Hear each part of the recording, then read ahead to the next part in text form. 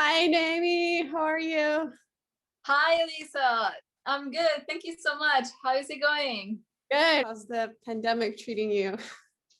Oh, well, you know, we are here. We are at home. We are very much obeying all the guidelines, staying home, staying safe, producing algorithm, the pandemic safe audio version.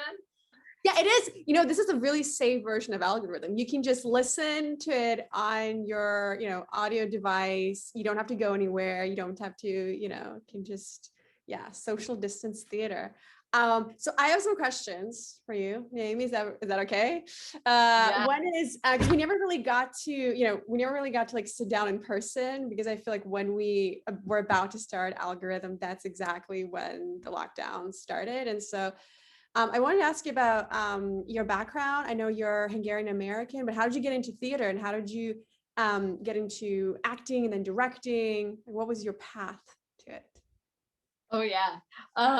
So I started out in Hungary as a psychologist, and then I somehow felt that that's not exactly for me.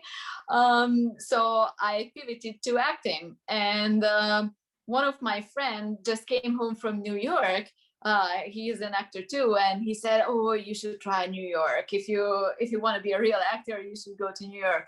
So that became one of my dreams, and then next summer I auditioned for Atlantic Acting School, and I got into the program, and the next thing I remember, I'm in New York pursuing my dreams.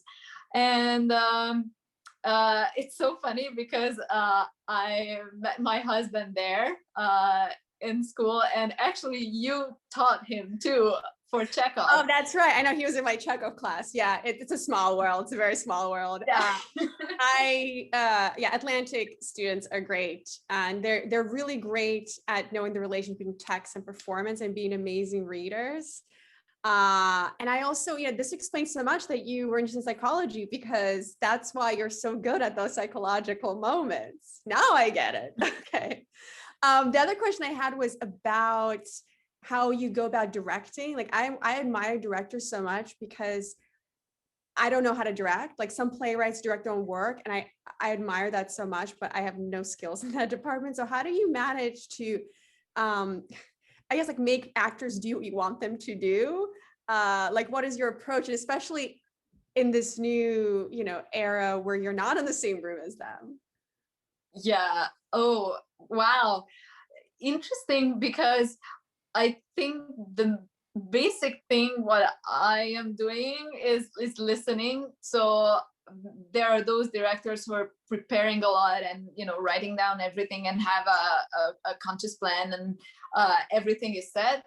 Well, I like to familiarize myself with the material, but then listening to the actors and hearing, just like you said before, what they are bringing to the table, even it's just a breath or a pause, that can inform me, what this actor's interpretation about the character is. And so I can go on those paths, because working against them would be just silly, I think.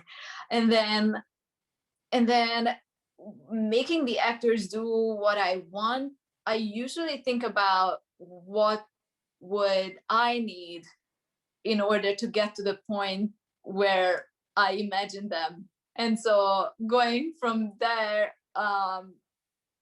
it sometimes helps. It's sometimes doesn't, and I really don't like to act it out for them, Mm. because then they are going to mimic me, and this is not the goal. But just hearing what they think about when they are saying those lines, and coming from that point, understanding what they think, and then trying to match their thinking and my thinking. Maybe that's the most official or best thing that I could do. And probably I hope that they would agree that we did it right when we recorded algorithm.